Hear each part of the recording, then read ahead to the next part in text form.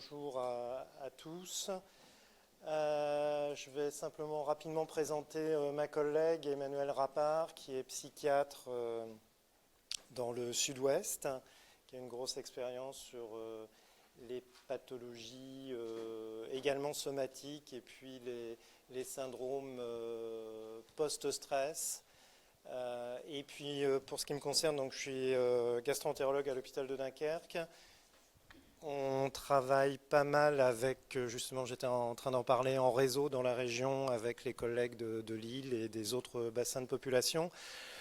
Dans le Nord, on a beaucoup de malades Mickey. Je travaille également avec Epimad et puis je fais partie de la NGH. Alors on a une fibre, nous, un peu... on a été dans le berceau de la psychiatrie, de la neurologie à la Pitié-Salpêtrière où on a fait notre formation et où on s'est connus. Et donc, finalement, vous allez voir, il y a quand même pas mal de liens qui se démontrent de plus en plus entre le cerveau et l'intestin, qui sont dotés tous les deux de beaucoup de cellules nerveuses. Donc, on n'a pas de conflit d'intérêt avec la présentation. Et donc, les problématiques vont être de deux ordres. Les problématiques générales, donc on va essayer de vous préciser les liens épidémiologiques entre maladies psychiatriques et Mickey. On parlera des modalités de prise en charge qui sont un peu compliquées à mettre en place entre gastro-entérologues, c'est-à-dire somaticiens et psychiatres. Comment on peut améliorer finalement la prise en charge des malades et puis les points de vue entre gastro et psychiatre pour avoir une meilleure connaissance croisée des pathologies. Et puis, on fera aussi un focus sur la problématique médicamenteuse dans la population psychiatrique et par rapport au traitement que nous, on est amené à utiliser. Alors, vous savez que c'est un sujet, actuellement, l'intestin et le cerveau, très à la mode. On va revenir sur le nerf vague parce que c'est une voie de stimulation assez prépondérante, on le verra, qui commence à être bien connue. Il y a l'intervention aussi du microbiote qui est de plus en plus connu et qui ne rend pas tout à fait simple les choses. Mais en tout cas, c'est un sujet vraiment d'actualité et on va essayer de vous le démontrer. Alors, simplement pour rentrer dans la physiopathe et en essayant de rester simple, sur le schéma de gauche, vous voyez qu'il y a une interaction globalement entre le cerveau et l'intestin. Au niveau du cerveau, c'est à 3 niveaux. Au niveau du cortex préfrontal, de l'amygdale et de l'hippocampe, et puis de l'hypothalamus. Et vous voyez qu'il y a des voies d'innervation qui sont en étroit lien avec l'intestin, notamment par le biais du système parasympathique et du sympathique, avec des boucles autonomes au niveau intestinal et des boucles autonomes également au niveau cérébral. Et dès qu'on va un peu plus précisément dans ces systèmes d'innervation, si on prend l'exemple du nerf vague ici, vous voyez qu'il y a un premier relais au niveau des ganglions cœliaques par le biais de neurotransmetteurs et en particulier l'acétylcholine, avec un relais par le nerf splanchnique, une sécrétion de norépinéphrine qui va stimuler les lymphocytes au niveau de la rate, eux-mêmes producteurs d'acétylcholine ici, et qui vont bloquer au niveau des macrophages la production de TNF. Donc vous voyez que par le biais d'une stimulation nerveuse, là ici simplifié, on va agir directement sur les cellules immunitaires et avoir une action potentiellement anti-inflammatoire. Alors si on va encore un peu plus loin, au niveau microscopique, alors on reprend l'axe du cerveau, du nerf vague, les ganglions de relais, et puis vous voyez qu'au niveau synaptique, eh bien, par la stimulation nerveuse, on va avoir au niveau de la muqueuse intestinale la sécrétion de neurotransmetteurs, d'immunomodulateurs qui vont eux-mêmes interagir directement sur les cellules immunitaires. Ici, l'exemple du lymphocyte T, stimulé par la stimulation du nerf vague. Production d'acétylcholine, et là encore, c'est le même mécanisme, on bloque la production de TNF au niveau du macrophage. Et vous avez également des actions sur les autres cellules immunitaires, comme par exemple les éosinophiles. On sait qu'il y a une infiltration d'éosinophiles relativement importante, notamment dans la muqueuse des Mickey. Là, j'ai eu à m'occuper moi d'une rectocolite hémorragique et il y avait une hyperéosinophilie sanguine et les internistes évoquaient une maladie aux éosinophiles. En fait, c'était une RCH et quand on a traité la RCH, les éosinophiles ont diminué. Et puis sur les cellules du type cellules des mastocytes, il y a également une action directe. Et puis vous voyez aussi l'intervention du microbiote un peu plus bas sur les cellules dendritiques. Donc le neurologique, par le biais du cerveau, a une action de neuromodulation sur la muqueuse intestinale. Alors jusqu'à présent, sur ce schéma-là, pour ce qui concerne l'immunité responsable dans les MICI, vous voyez qu'il y avait déjà un trépied bien connu, la génétique, l'environnement, le microbiote. Dorénavant, on a le système nerveux qui va apparaître comme quelque chose d'assez prégnant. Et puis, on va le voir avec Emmanuel, que le stress au niveau du système nerveux va pouvoir interagir avec l'immunité. Alors, on va essayer d'illustrer ça par 3 cas cliniques, si on a le temps de les faire tous les 3. Et puis, vous pourrez poser des questions. Puis, Emmanuel, en tant que psychiatre, va donner un petit peu son point de vue et son commentaire sur la façon dont les choses sont réglées au niveau de la prise en charge des malades. Donc, vous voyez, c'est le premier cas d'une jeune femme de 31 ans qui a été diagnostiquée en 2016 d'une rectocolite hémorragique, avec rapidement une poussée sévère qui va entraîner l'utilisation d'une combothérapie relativement soutenue. Elle est mise en rémission et en 2019, alors qu'elle est en rémission de sa MICI, elle démarre une grossesse et c'est l'une des difficultés qui s'est posée à nous puisque en parallèle, elle a été diagnostiquée schizophrène à l'âge de 20 ans. Et donc, s'est posée la problématique d'une interruption thérapeutique de grossesse alors qu'elle avait déjà un premier enfant. Alors, pourquoi on l'a dirigée sur cette interruption thérapeutique de grossesse? Au départ, principalement par rapport aux thérapeutiques et les antipsychotiques qu'elle promet, qui avaient une potentialité de risque fétotoxique. Et donc, ça a été une discussion. Cette fois-ci, vous verrez que ce n'est pas toujours le cas, relativement fructueuse avec la psychiatre qui la prenait en charge et pour laquelle on a réussi à la faire accepter par rapport à cette interruption de grossesse. Alors, depuis, les choses évoluent plutôt pas mal.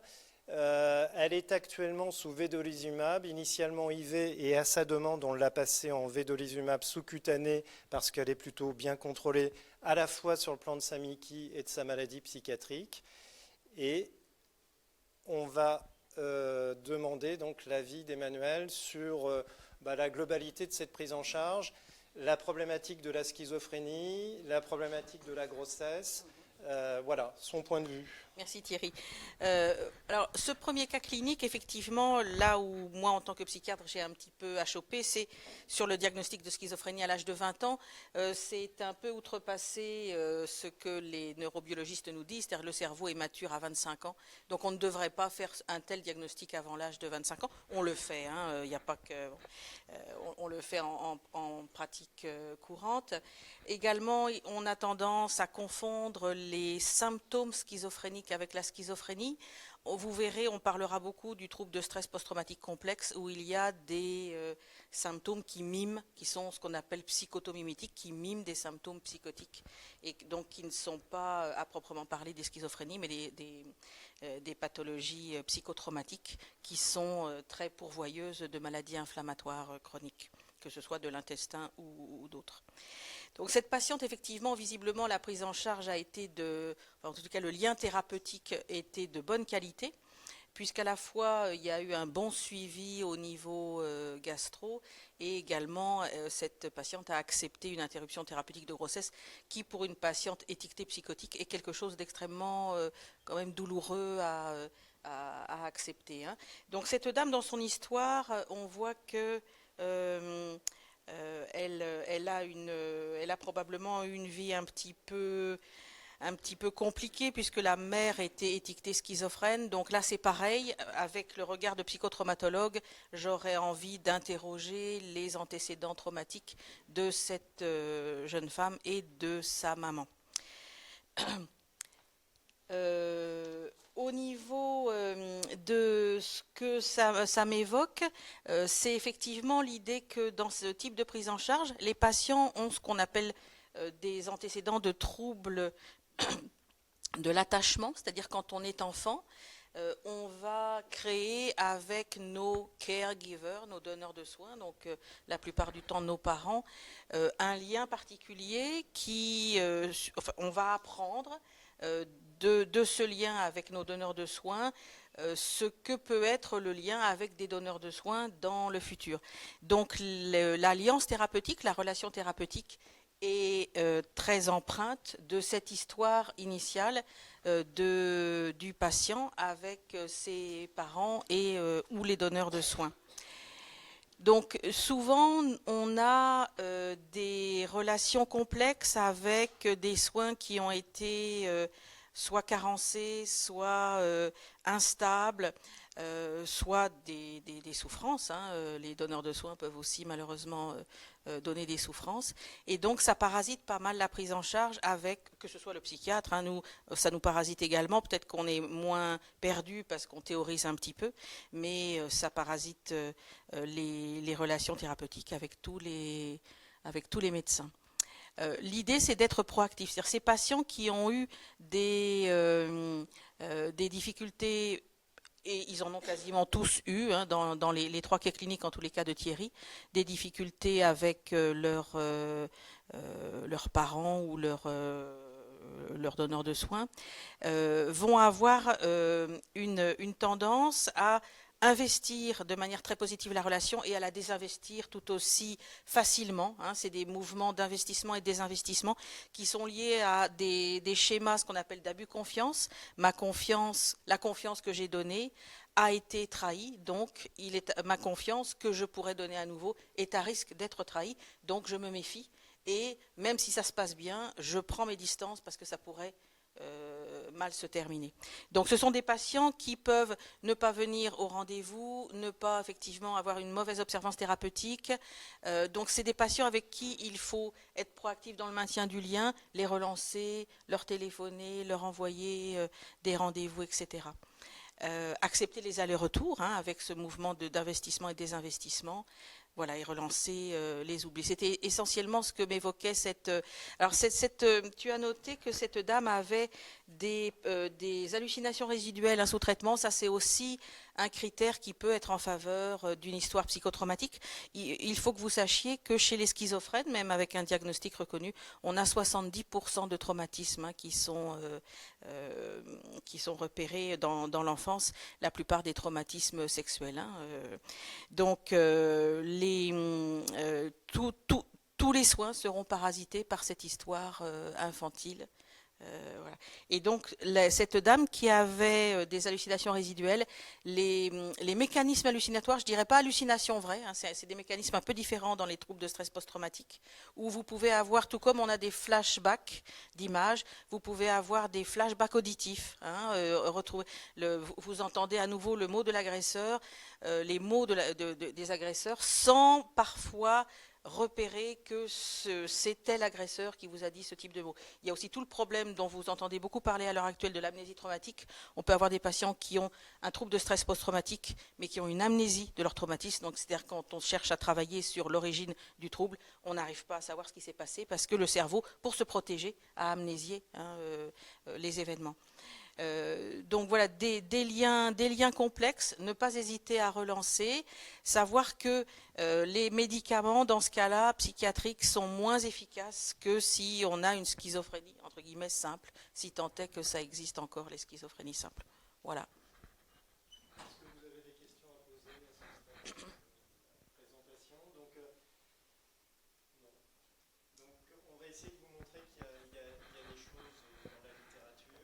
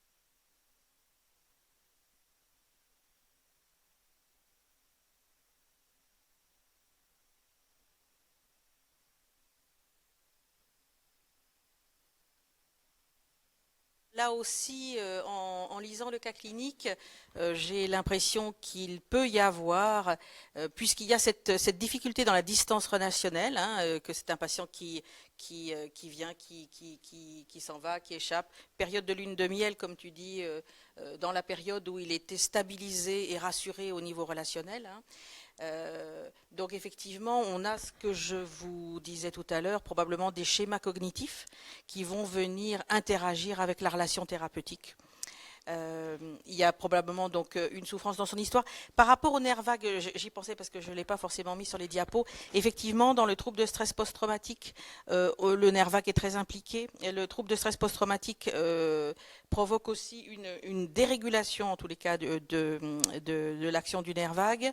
Et il y a des thérapies actuellement qui existent depuis un petit moment aux États-Unis, mais qui commencent à venir en France, sur la stimulation justement du nerf vague, mais en faisant des exercices particuliers, des exercices, certains exercices de relaxation, mais beaucoup d'exercices de stimulation musculaire douce, hein. On pense aussi, les gens qui font beaucoup de yoga disent que le yoga c'est une façon de beaucoup stimuler le nerf vague. Donc ça c'est effectivement quelque chose de prometteur au niveau du stress post-traumatique et probablement dans toutes les pathologies inflammatoires. Il y a également beaucoup de liens entre effectivement troubles de stress post-traumatique et inflammation. Donc pour ce patient, la séparation, moi quand j'ai lu le cas clinique, j'ai dit à Thierry, c'est plutôt de mon point de vue la séparation qui aura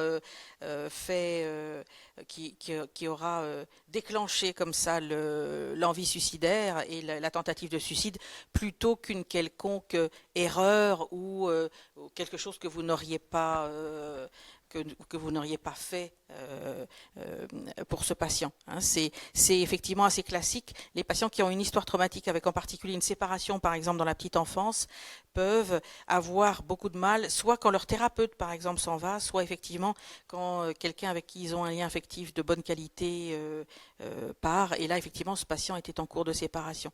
Donc, c'est plus autour de l'angoisse d'abandon, hein, que les choses probablement se sont jouées. Également, l'idée qu'il n'y a pas de prodrome, hein, alors moi j'ai un biais de recrutement, hein, puisqu'étant psychiatre hospitalière, je ne vois que les patients suicidaires qui ont parlé de leur suicide ou de leurs envies suicidaires puisqu'ils sont à l'hôpital.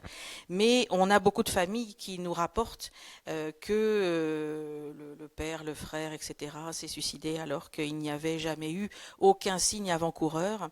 Donc c'est quand même c'est assez fréquent. Vous êtes plus jeune que nous, mais classiquement, à l'époque où moi j'apprenais la psychiatrie à la Salpêtrière, on nous parlait de la classification de Kraepelin, avec en particulier la fameuse mélancolie souriante, hein, qui est, vous savez, ça fait partie des troubles maniaco-dépressifs, où le patient mélancolique, c'est-à-dire qui a une vision cataclysmique de l'existence et qui considère que la mort est une libération pour lui-même ou pour d'ailleurs ses proches, hein. C'est là qu'on parle des meurtres altruistes, hein, des mélancoliques, c'est-à-dire qu'on va tuer son conjoint et ses enfants pour leur éviter des souffrances futures. Donc effectivement, les mélancoliques peuvent être déterminés à un moment donné à se suicider. Et du coup, le patient va être très serein, hein, puisqu'il a pris sa décision, il sait que la libération est proche, et donc il peut masquer tous les signes de tristesse, puisqu'effectivement, il a la solution à sa souffrance, c'est la mort. Et donc, on peut avoir des suicides suite à des mélancolies souriantes. Ça, c'est pas le cas, hein. Je pense qu'on a plutôt un homme qui a un trouble de l'attachement et qui effectivement a probablement s'est senti perdu par rapport à sa séparation. Il y a aussi le vécu de double peine, hein. Souvent les patients nous rapportent ça. Ils ont une histoire compliquée, ils ont une enfance difficile et puis parfois... Alors, ce patient-là, Thierry l'avait noté, il a refusé les coloscopies. Quand je lis ça, j'ai toujours un peu peur. Je me dis, qu'est-ce qui fait que on refuse les coloscopies? Est-ce que la zone qui est sur laquelle on demande une exploration, c'est quand même un examen intrusif. Est-ce que cette zone-là n'a pas déjà été intrusée, hein? C'est une question qui se pose quand il y a un refus de coloscopie dont le patient ne donne pas une explication logique. Donc effectivement, là, cette histoire m'évoque encore une fois un traumatisme et il peut y avoir un vécu de double peine avec un patient qui a déjà été dont le corps a déjà été abîmé à cet endroit-là et qui va développer une maladie également secondaire, une maladie au même endroit. Alors, bien que Emmanuel nous ait déculpabilisé sur le passage à l'acte, on a quand même essayé de voir un peu ce qui avait pu faire basculer ce patient à faire un acte définitif. Là, simplement pour vous montrer un travail qui sera présenté au GIFOD de cette année, qui émane d'EPIMAD. Donc moi, je participe aussi à EPIMAD dans la région. Et donc qui s'est attaché pour voir dans une cohorte pédiatrique la problématique de la sténose du canal anal et son devenir. Finalement, c'est une complication du Crohn assez rare puisque ça concerne à peu près que 1,5% des patients sur 10 ans, mais que bien que ce soit rare, les sténoses anales, bien entendu, grèvent de façon extrêmement sévère le pronostic fonctionnel, notamment de la maladie de Crohn, en multipliant par 5 le risque de stomie. Et c'est vrai que quand j'ai dû lui expliquer que là, sa maladie prenait un tournant, et notamment pour le convaincre de l'observance vis-à-vis du traitement, ça a renforcé probablement une part de son anxiété, et bon, à juste titre. Alors, l'autre chose, moi j'avais un peu occulté cet effet secondaire-là de l'infliximab, et c'est en discutant justement à plusieurs, et un collègue m'a dit, bah oui, mais l'infliximab c'est bien connu, ou c'est connu du moins, pour entraîner des manifestations éventuellement dépressives. Et de fait, quand on regarde la RCP du produit, eh bien c'est décrit comme pouvant favoriser donc des dépressions, insomnie, amnésie, agitation, confusion, somnolence, nervosité, apathie, avec dans certains travaux un odds ratio près de 5. Donc manifestement, ce n'est pas totalement anodin. Et puis là, pour vous montrer un exemple de cas clinique, où finalement, en quelques semaines après l'instauration du traitement par infliximab, eh bien, il y a un patient qui va développer un syndrome dépressif ou des manifestations dépressives avec un passage à l'acte. Et en tout cas, dans ce cas clinique, il semble que cet effet secondaire apparaisse assez rapidement après l'initiation du traitement, ce qui était différent dans le cas clinique que je vous ai présenté. Alors c'est un effet de classe, puisque j'ai regardé pour l'adalimumab, c'est décrit de la même façon, mais c'est vrai qu'on a été très obsédé par les complications infectieuses et autres du produit. En fait, je pense qu'à l'aune de ce cas clinique, il est clair qu'il faut interroger nos patients sur de possibles antécédents psychologiques, dépressifs, anxieux, et peut-être tenir compte de cela pour peut-être ne pas démarrer par des anti-TNF et privilégier d'autres classes thérapeutiques qui sont supposées ne pas avoir ce type d'effet secondaire. Alors les corticoïdes, on les connaît très bien, mais là j'ai voulu vous montrer donc une présentation récente qui a eu lieu l'année dernière à l'UEGW à Vienne, qui émane de l'équipe anglaise de Tim Raine de Cambridge, et qui non seulement confirme les effets secondaires des corticoïdes qu'on connaît bien, mais ça passait par un interrogatoire et des retours de la part de patients sur le ressenti de leurs effets secondaires sous corticoïdes. Et il comparait la prénisolone par rapport au budésonide. Et donc là, vous voyez que globalement, il se passe des choses, et plus qu'on ne pourrait le penser, puisque un tiers des patients sous prénisolone vont faire des manifestations anxio-dépressives, un tiers vont avoir des problèmes de sommeil, on ne les interroge pas toujours là-dessus, et puis jusqu'à presque 5% vont avoir des pensées suicidaires sous corticoïdes, et vous voyez que les différences sont très significatives par rapport au budésonide, qui bien entendu a nettement moins d'effets systémiques. Donc sur le suicide notamment, ce qu'il apparaissait, c'est que globalement les malades étaient plus jeunes, avaient déjà une histoire d'antécédents psychologiques au sens large du terme, et ça concernait prioritairement les corticothérapies les plus prolongées. Et en conclusion de ce travail, donc, on reconnaissait que 2 tiers des malades ressentaient des effets secondaires importants sous corticoïdes, et notamment la prénisolone, que la prise de poids était celui qui était le plus mal vécu, mais qu'en deuxième les problèmes de sommeil et de modification de l'humeur apparaissaient très vite et que le risque suicidaire, ce n'était pas des passages à l'acte, mais en tout cas c'était des pensées suicidaires, atteignait 5% des malades. Et donc la conclusion de ce travail était de faire très attention à l'utilisation de la corticothérapie, et en particulier sur des corticothérapies prolongées de plus de 2 mois, 3 mois. Et donc là aussi, ça doit nous inciter à faire de plus en plus attention au recours aux corticoïdes, et d'autant plus qu'on dispose maintenant de thérapeutiques alternes. Et puis là ici, bon, microbiote, Mickey-dépression, alors il y a plein de littérature là-dessus. Là aussi c'est un travail récent, chinois, qui a essayé, alors une méthodologie un peu complexe, mais qui a essayé de voir en fonction de la qualité du microbiote, l'apparition d'un surrisque de syndrome dépressif en fonction de la pathologie entre Crohn et rectocolite hémorragique. Et vous voyez qu'en fonction du microbiote et de certaines bactéries, dans ce travail-là, il y avait une tendance à une surexpression de syndrome dépressif. Donc le microbiote, bon, tu commenteras peut-être, a une participation probable, en tout cas on nous le vend quand même depuis plusieurs années sur l'autisme, la dépression, la schizophrénie. Bon, c'est une voie de recherche qui quand même mérite d'être confirmée.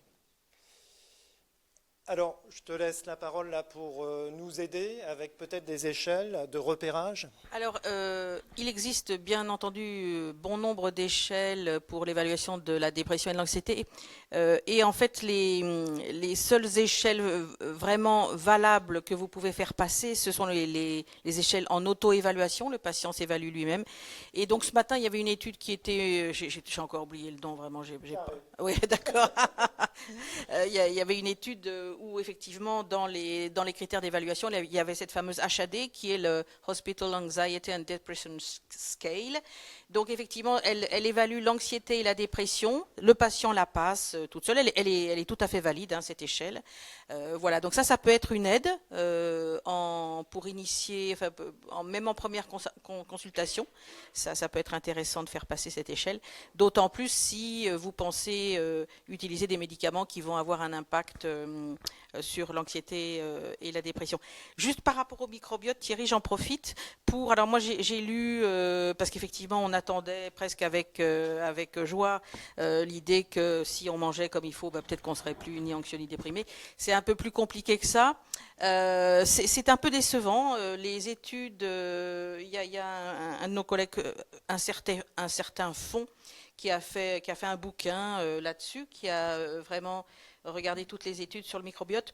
Il montre qu'effectivement, on a des perturbations du microbiote importantes dans les dépressions d'intensité sévère, mais qu'il n'y a pas actuellement de réel intérêt à donner des probiotiques chez les patients déprimés. En tous les cas, ça ne diminue pas le risque de rechute et ça n'a pas d'impact sur l'intensité de la dépression. Donc effectivement, des études à venir seront les bienvenues. Est-ce que vous avez des questions à poser? Oui.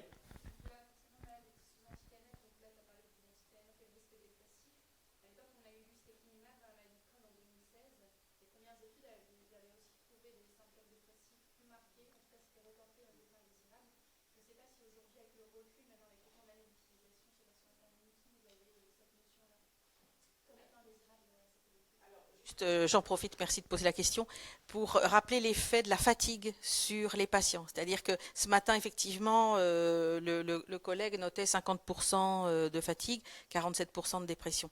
Je ne connais personne qui soit heureux d'être fatigué, pardon. Et effectivement, très souvent, la fatigue est un symptôme de la dépression, mais la fatigue peut être organique, hein, et peut être comme ça la porte d'entrée vers la dépression. Donc c'est vrai que quand un patient se plaint de fatigue, ça peut, a priori pour nous, psychiatres, c'est une fatigue d'origine organique. Et l'anxiété également, je m'excuse, c'est peut-être pas exactement votre question, mais du coup j'en profite. Oui.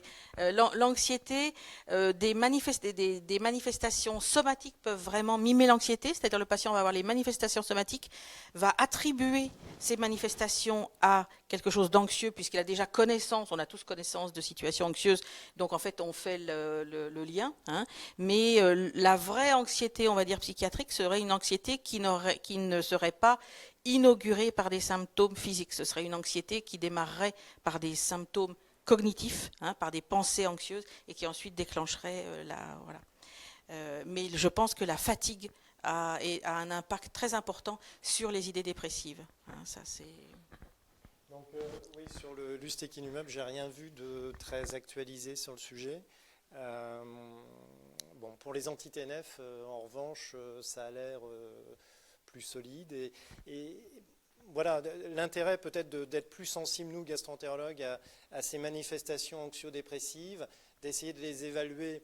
On n'est pas psychiatre, donc c'est toujours. Et puis on n'a pas beaucoup de temps en consultation pour aborder ce genre de thème-là, parce que par expérience, lorsqu'on soulève le couvercle, on va passer de 10 minutes d'une consultation ou 15 minutes cadrée, parce qu'on a déjà plein de trucs à gérer avec les traitements.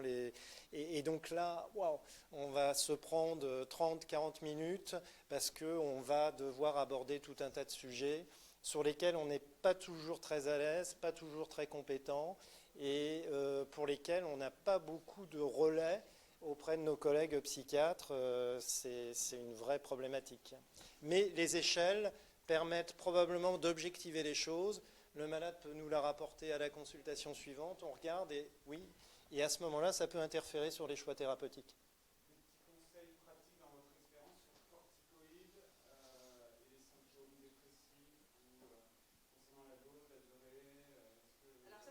Thierry qui en a parlé tout à l'heure. Moi, j'ai pas cette expérience-là parce que j'ai essentiellement une activité hospitalière.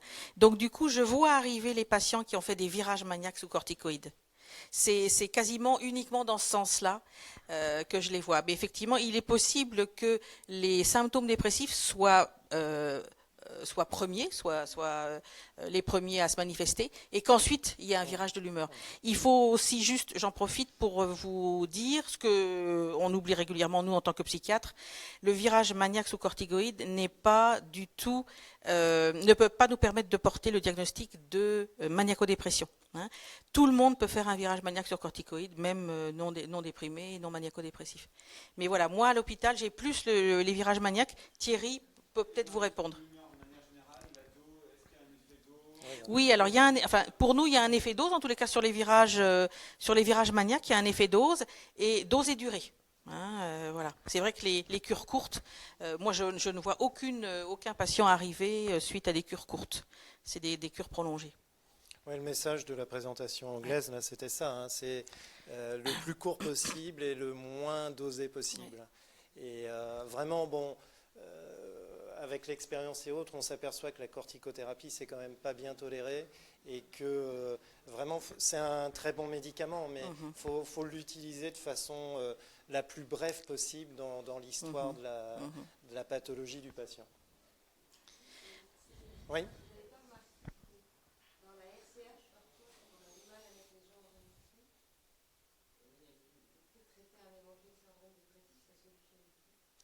Alors, on va le voir après, mais effectivement, l'une des conclusions du travail, et il y a des publications dans ce sens-là, c'est mieux on contrôle la pathologie psy, mieux on va arriver à contrôler la maladie inflammatoire, et les deux doivent être pris en charge de façon parallèle.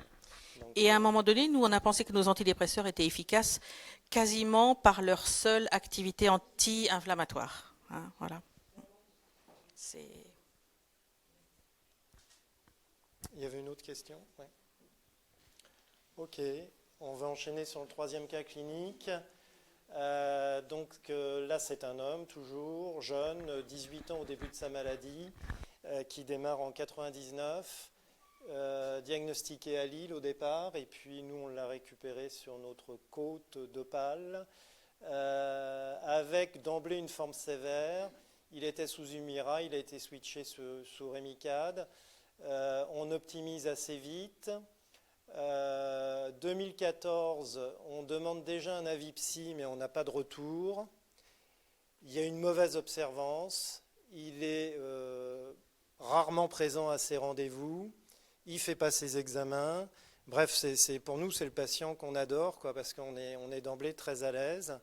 Et puis en 2015, alors j'étais avec un interne en consultation, il arrive, il est cette fois-ci agressif, agité, voire même menaçant, donc la consultation ne se passe pas bien du tout. Il m'annonce qu'il est pris en charge par un psychiatre, ce que je pense très nécessaire. Il est en instance de divorce. En pratique, il me déverse tout en une consultation. Et puis, il s'en va en claquant la porte. Voilà. Donc là, c'est pareil. Il y a un sentiment de frustration, de se dire, bon, qu'est-ce qui se passe et puis, j'en entends plus parler pendant 2 ans. Et puis, je le revois en 2017. Il est en poussée sévère de sa maladie de Crohn, mais cette fois-ci, sur le plan psychologique, le psychiatre a pas mal travaillé. Il est critique par rapport à sa situation, par rapport au fait que ça s'était mal passé en 2015. Et du coup, je suis soulagé parce que ce n'est pas moi qui suis en cause. Et donc, on le reprend en charge sur le plan de sa maladie de Crohn. En 2018, il a une poussée. Pareil, il n'est pas observant pour l'azatioprine. Il y a la crise sanitaire qui va arriver. On le rappelle régulièrement par téléphone. En 2021, la Calpro est à 930. Il est toujours en poussée. On optimise. On essaie de faire une combo serrée. On n'y arrive toujours pas. Et puis en 2022, il fait une complication plus sévère. Il est en occlusion. Il a plusieurs sténoses iléales. Il a une fistule. On l'opère.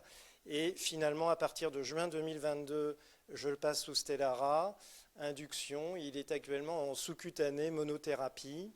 Et en parallèle, donc vous voyez qu'en 2017, il lui a été diagnostiqué une maladie psychotique. Il a fait une tentative de suicide, donc à peu près 2 ans plus tard finalement que la fameuse consultation. Il est diagnostiqué schizophrène.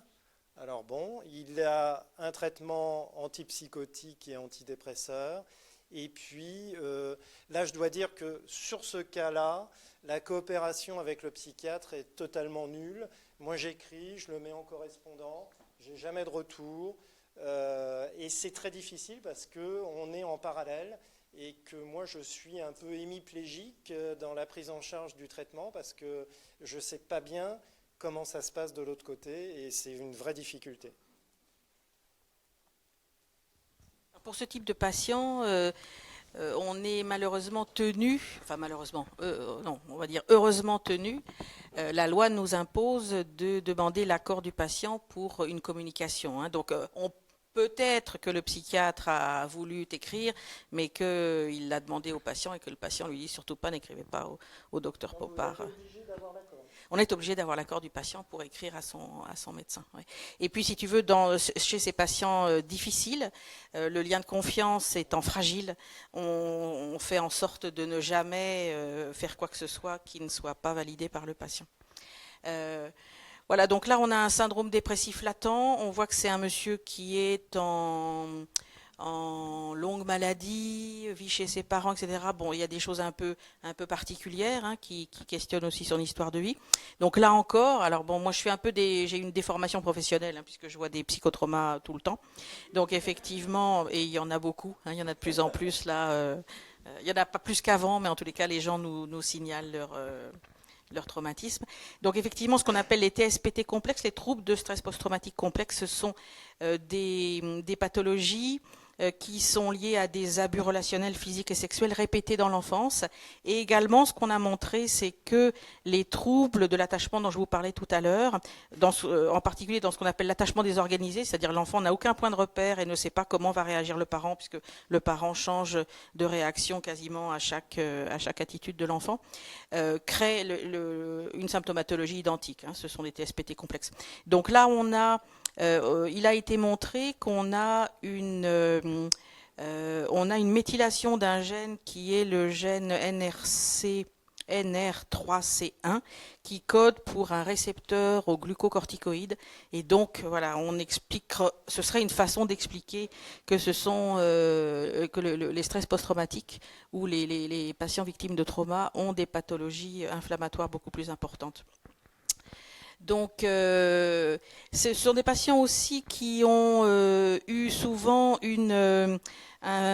comment dirais-je, un rapport à leur corps qui n'a pas été valorisé, un parent qui peut être soit effectivement brutal, soit des soins qui sont faits de manière peu enjouée, et du coup le patient va avoir une difficulté à faire une lecture de son corps, que ce soit négatif ou positif, et également ce qui peut expliquer les difficultés à accepter les examens intrusifs. Les symptômes psychotiques, là, je vous en ai déjà parlé tout à l'heure, c'est pareil, on peut les trouver ailleurs que dans la schizophrénie. On en trouve justement dans ce fameux trouble de stress post-traumatique complexe, également dans les troubles dits limites de la personnalité, troubles borderline. Voilà. Donc en faveur de ce diagnostic pour ce patient, ce qui rend la prise en charge particulièrement difficile, parce que souvent on parle de borderline impulsif, voilà. Donc il y a une impulsivité dans le lien et il y a beaucoup de passages à l'acte en dehors des passages à l'acte auto-agressifs. Donc on a cette dépressivité, cette pathologie du lien, voilà, et cette difficulté dans la prise en charge.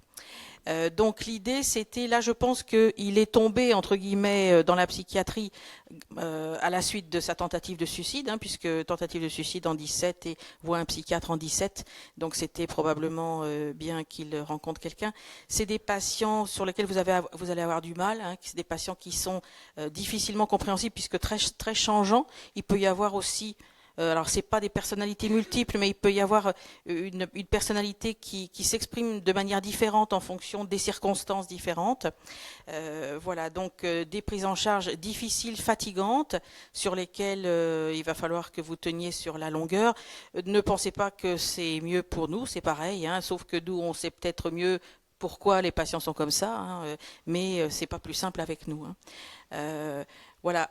Ce qui rend également les choses difficiles, c'est qu'on ne peut pas aller aborder directement le patient en lui disant vous êtes réticent avec moi, vous êtes peut-être anxieux parce que probablement vous avez manqué de sécurité dans votre enfance. Bon, alors, parce que beaucoup de patients nous disent qu'ils ont une enfance parfaitement normale, et puis quand on les connaît plusieurs années après, ils nous disent que c'était beaucoup plus compliqué que ça. Soit ils avaient oublié les choses, soit effectivement ils n'avaient pas de point de référence, et donc quand on n'a pas de point de référence, on considère qu'on a une enfance normale. Voilà, donc se poser la question, voilà, ça c'est dans les cas cliniques de Thierry, c'est vrai que quand il note à refuser la coloscopie, je me dis qu'est-ce qui fait que, donc toujours pareil.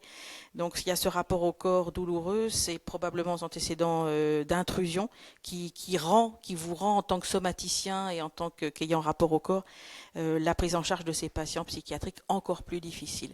Donc n'hésitez pas à demander si l'examen est possible, est-ce que le patient veut garder ses vêtements, est-ce que c'est possible de le faire aujourd'hui ou est-ce que vous préférez la prochaine fois, est-ce que vous préférez qu'il y ait quelqu'un dans la salle avec moi. Alors nous on prend souvent, quand on sait qu'on a une jeune femme qui a été victime d'abus par un homme, on prend une infirmière femme, on lui dit est-ce que c'est ok pour vous, voilà, et parce qu'il y a aussi des abus, les hommes ont souvent bien... Et le fait de, nous on fait très régulièrement les examens sous anesthésie générale, ça... Si tu le dis aux patients avant, moi j'ai pas. Alors c'est vrai qu'il fut une époque où on était appelé, quand je faisais de la liaison, on était appelé pour les agitations de réveil, et sur les anesthésies courtes, on en a très peu. Mais sur l'acceptabilité de l'examen, à partir du moment où on le fait sous anesthésie générale. Si jamais tu expliques au patient, je pense pas, sauf si le patient, par exemple, a été abusé sous GHB, on a ça, donc effectivement là, faut y aller en douceur parce qu'il y a la notion de perte de contrôle. Mais si le patient te dit que c'est ok pour lui, ce sera ok pour lui, quoi. Voilà. Ça peut être facilitateur dans l'acceptation de l'examen, l'anesthésie générale. Je pense que oui, ouais. Voilà. Est-ce que vous avez des questions? Oui.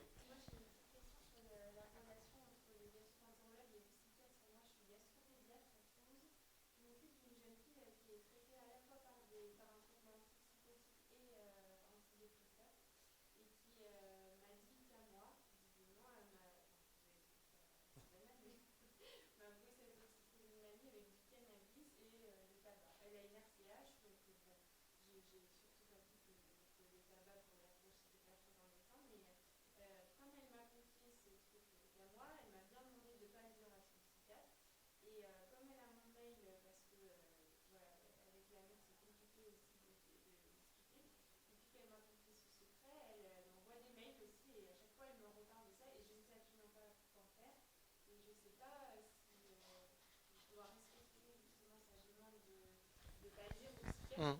Oui. Hum, hum.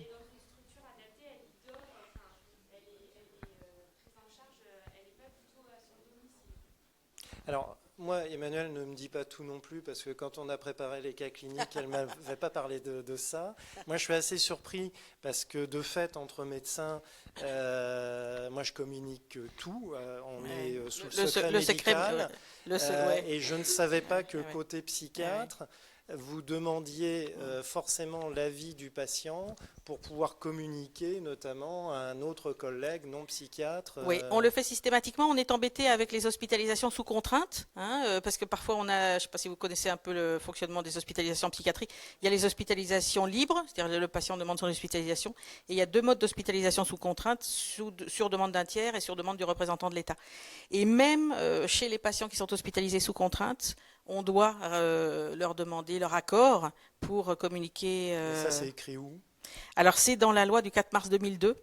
Voilà. Que vous devez demander l'accord du patient pour le communiquer à un autre praticien. Alors, est-ce que les psychiatres sont particulièrement attentifs à ça parce que ça fait exploser le lien thérapeutique, c'est-à-dire les patients on les revoit pas. Hein, voilà. On a aussi les paranos, donc on s'en méfie. Hein, voilà. Donc voilà. On a appris à être prudent. Hein, voilà. Et le oui, pire, c'est pour vous protéger en fait. Le pire aussi pour nous, c'est les familles des patients. C'est quasiment. Alors pour cette jeune femme, j'aurais envie de vous dire que c'est formidable qu'elle ait pu vous confier ça. Voilà. Qu'il ne faut absolument pas que vous dérogiez à sa demande de maintien du secret, mais que peut-être à chaque fois, à chaque fin de mail ou à chaque... Ce serait bien que vous puissiez en parler avec votre psychiatre. Je n'en parlerai pas puisque vous m'avez demandé de ne pas le faire, mais ce serait bien que vous en parliez avec votre psychiatre. Hein, voilà, à chaque fois. Hein, voilà. Bonne façon de s'en sortir.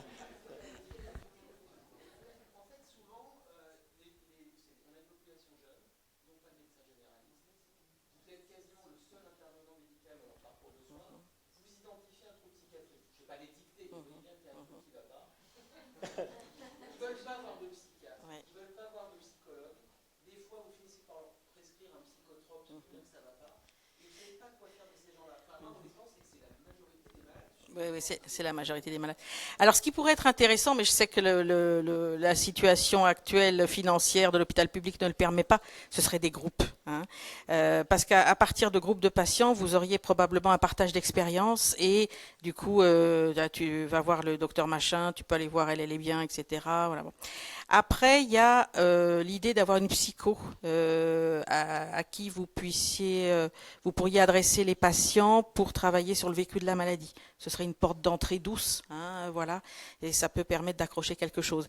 Il y a une étude, je ne sais plus laquelle, qui a montré que quand la consultation de psycho était à l'intérieur de l'unité de gastro,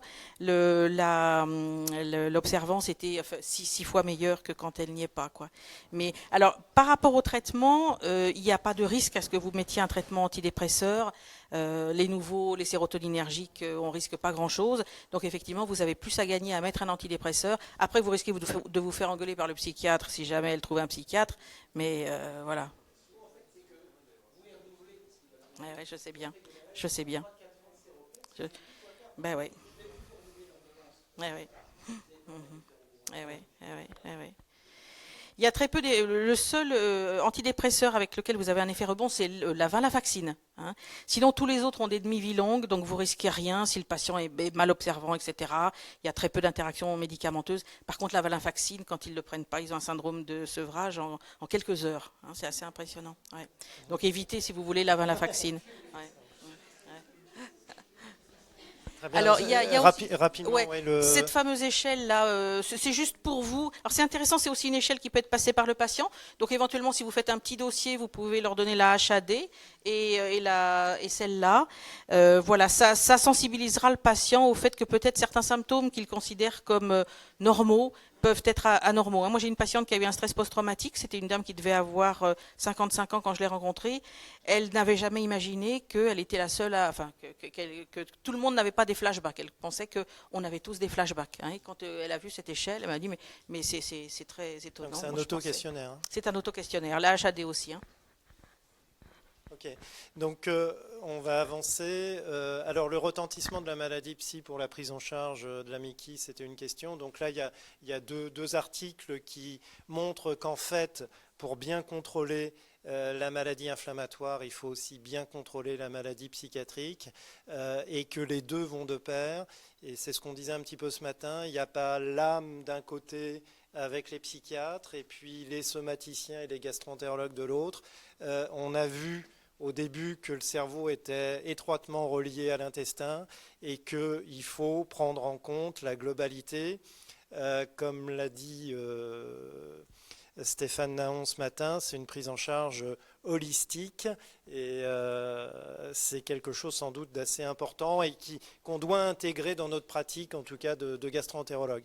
Alors ça, je vous l'ai mis parce que, d'une part, c'est une étude française, elle est récente.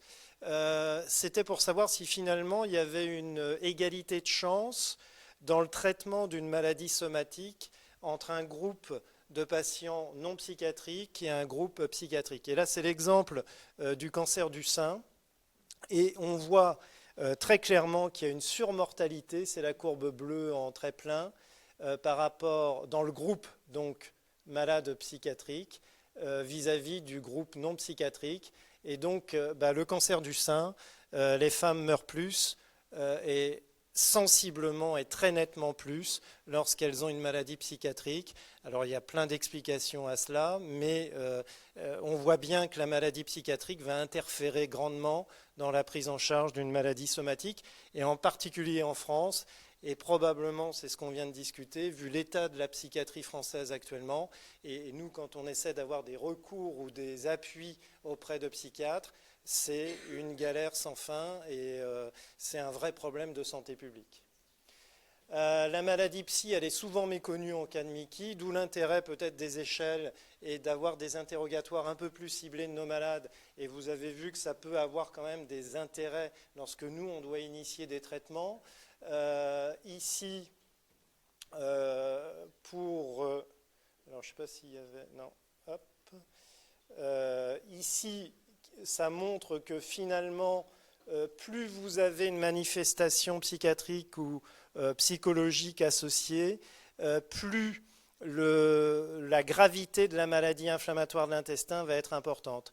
Et pour nous, gastro-entérologues, finalement, il y a tout un tas de maladies psychiatriques, mais il faudrait qu'on se cultive un peu mieux sur quand même quelques pathologies psychiatriques que l'on voit finalement régulièrement à nos consultations de gastro-entérologues, avec les syndromes dépressifs, on a vu, les syndromes bipolaires, les syndromes anxieux, les syndromes post-traumatiques, et puis les comportements addictifs. Donc nous, on doit quand même essayer de prendre connaissance et intégrer ces pathologies-là dans la prise en charge globale de nos malades.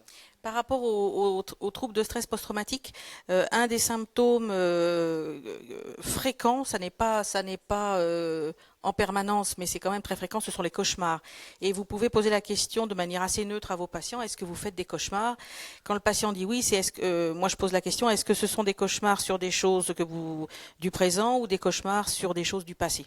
Et quand ils vous disent c'est des choses du passé, c'est très probablement il y a un stress post-traumatique. Ils pourront pas en parler tout de suite, mais en tous les cas, ça vous mettra la puce à l'oreille. Et voilà, et peut-être que le patient aussi pensera... Avec les troubles du sommeil aussi. Avec les troubles du sommeil, oui. C'est des cauchemars qui sont très particuliers. Les patients te disent 3 heures moins le quart. C'est étonnant. Hein.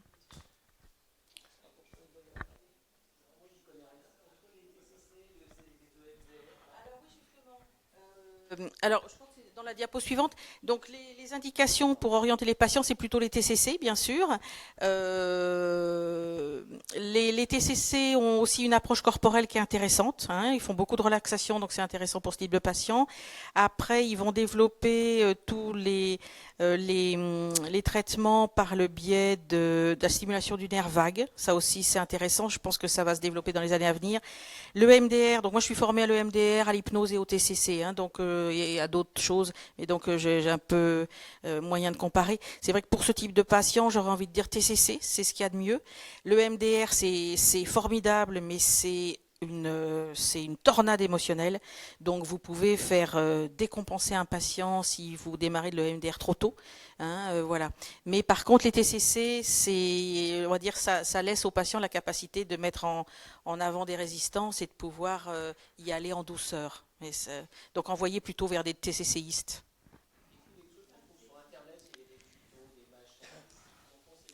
Alors les tutos sur le nerf vague, c'est bien. Hein, vous pouvez, il y a des petits exercices. On risque pas de décompenser en faisant des exercices sur le nerf vague. Euh, tout ce qui est ah bah, il y a différents exercices, tu vois, voilà, il y a alors t'as tout un tas de tutoriels, voilà. Je te montrerai. Et puis, alors après, tout ce qui est faire des stimulations, alors le MDR, c'est stimulation oculaire, il y a aussi des stimulations bilatérales alternées sur des tapotements ou des sons. Ça, il faut éviter de le faire, il faut vraiment le faire avec quelqu'un de formé, parce que c'est un peu l'arbre qui cache la forêt. On commence à travailler quelque chose, et puis, pof, il y a des levées d'amnésie, et vous vous retrouvez face à un truc qui est quasiment, voilà, faut s'accrocher. Et tout ce qui est relaxation, petit bambou, c'est très bien. Hein, il y a un truc, voilà, petit bambou. La cohérence cardiaque, hein, voilà, qui stimule aussi le nerf vague, hein, la cohérence cardiaque. Voilà, donc ça, vous pouvez donner ça à vos patients, sans aucun risque. Hein? Ah bon? Ah oui. Non, ben, petit bambou, vous pouvez y aller. Personne ne décompensera en écoutant petit bambou. Le nerf vague, ça le fera aussi. Et qu'est-ce que je vous ai dit d'autre? La cohérence cardiaque, voilà, aucun risque. Hein. La cohérence cardiaque, c'est une façon de respirer à un rythme particulier avec inspiration, expiration. Donc, on va dire, les puristes vont vous dire 4 secondes et demie à l'inspiration, 5 secondes à l'expiration. Genre, bon, enfin, ça peut être 4 secondes, une pause, 4 secondes. Et donc, cette façon de respirer, ça ressemble un petit peu, vous savez, ce qu'on avait appris pour les ACFA, comme ça, où on appuie sur les globes oculaires. Voilà. Ça fait, en fait, ça stimule le nerf vague et ça fait baisser le niveau de tension interne. Et pour les patients qui ont des pathologies inflammatoires, ça a l'air d'être une aide. Et pour nos patients à nous, alors c'est en devenir, hein, c'est encore, il y a plein de gens qui disent c'est quoi ces trucs-là, bon. Mais ça semble intéressant. Hein. Parce que un cerveau qui est stabilisé, un cerveau qui est, on va dire, qui est plutôt euh, stimulé par le parasympathique, ne va pas pouvoir être anxieux et c'est antinomique. Hein, la stimulation parasympathique et l'anxiété, la stimulation parasympathique et également les vécus d'intrusion, hein, c'est des choses antinomiques. Donc en fait, on apprend à rééquilibrer son niveau de stress, quoi. Hein. Donc justement, par rapport à Stéphane Néant ce matin, c'est la même étude qui vient de sortir dans le GUT 2023, qui a fait un peu un point sur l'ensemble des publications concernant les médecines parallèles. Donc là, j'ai simplement entouré toutes les publications qui ont trait justement à ces techniques de relaxation, d'hypnose et autres. À gauche en vert, c'est la colonne des études qui montrent des résultats positifs et la colonne en rouge, les résultats négatifs. Donc globalement, dans la littérature, il y a quand même plus d'éléments en faveur de résultats positifs, ce qui nous engage, là encore, à envisager quelque chose d'holistique, sinon global, dans la prise en charge de nos patients. Voilà, le nerf vague. Donc je vous engage à le stimuler. Donc il faudra se rapprocher. Alors, vous voyez, ça c'est des tutoriels. C'est des travaux finalement relativement anciens de Bruno Bonas de 95, qui, je dois dire, dans le milieu de la gastroentérologie, est apparu un peu comme un précurseur ou quelqu'un de pas très bien compris ou un peu moqué même. Cela étant, ça s'est passé dans Gastroentérologie et il a quand même travaillé sur du fondamental, sur l'IRM fonctionnel. Il a montré qu'il se passait des choses et en tout cas, on confirme peu à peu ces résultats et ça sera probablement une voie d'approche thérapeutique complémentaire de nos molécules nombreuses et multiples qui finalement, quand on regarde, au moins pour l'instant, ne contrôlent que 50% de nos malades, ce qui veut dire qu'on a encore des choses à faire. Tu avais d'autres choses à On en a un peu compléter? parlé, hein, voilà, sachez que être en difficulté avec un patient qui a des troubles de l'attachement, c'est normal, et que voilà, c'est pas parce que vous êtes gastro, c'est parce que vous êtes juste un donneur de soins. Voilà. Donc l'idée aussi, c'est de donner j'avais fait une autre diapo, j'avais marqué de donner du contrôle.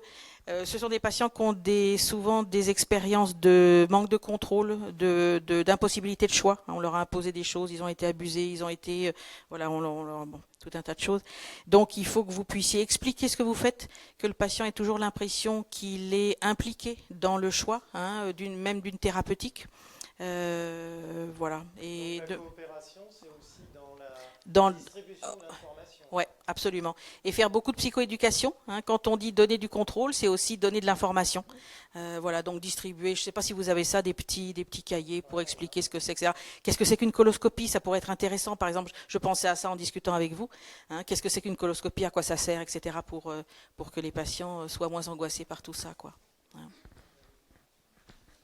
Donc, pour conclure, pour ce qui me concerne, à l'aune des cas cliniques et puis de l'expérience, parce que quand même, on en voit des malades authentiquement psychiatriques, et puis après, on sait bien qu'il y a tout un panel de pathologies psy, et finalement, quand on regarde au sein de la population, il y a beaucoup de gens avec des problèmes, sinon psychiatriques, psychologiques, et on voit les interférences entre le cerveau globalement et l'intestin. Ce qui apparaît, c'est que nous, gastro-entérologues, on est quand même très mal à l'aise vis-à-vis de ça. Notre formation, elle est ancienne, elle n'est pas actualisée, et donc on essaierait ou on voudrait s'appuyer sur des psychiatres, mais on l'a vu, il y a une relative pénurie d'une part, et puis deuxièmement, pas forcément une bonne compréhension non plus des psychiatres, des problématiques des somaticiens. On a une nécessité de formation croisée.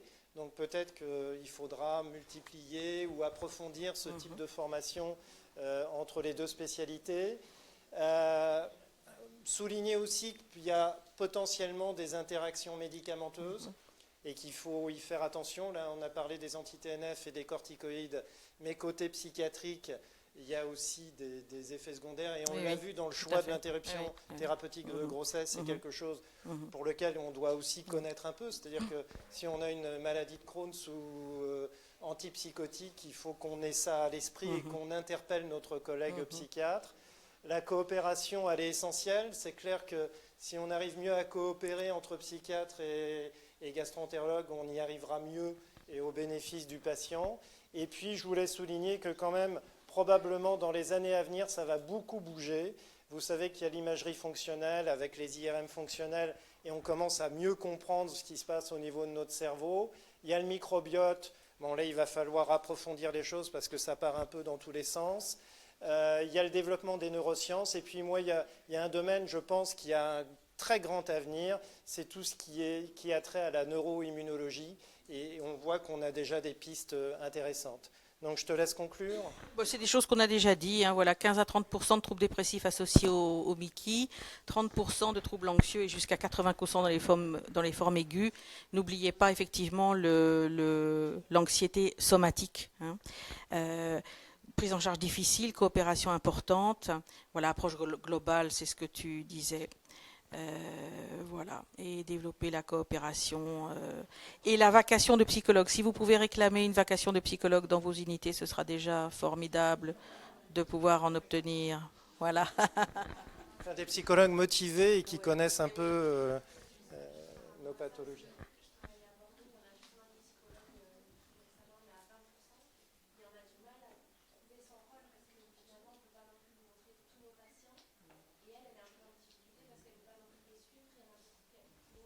Est-ce qu'elle pourrait faire un groupe? Ce serait hyper intéressant. Ben oui, ben oui. Si elle pouvait, alors soit elle participe un peu à vos réunions de synthèse pour vous aider vous à pas vous essouffler, hein, parce que soit effectivement vous lui demandez de faire un groupe. Sur 20%, ce sera possible, et pour travailler sur le vécu de la maladie et pour qu'il y ait des partages d'expérience, hein, ça je pense que c'est important. Et l'effet groupe, de toute façon, a une action thérapeutique sur l'anxiété et la dépression, hein, rien que l'effet groupe. Plus d'autres questions? Merci.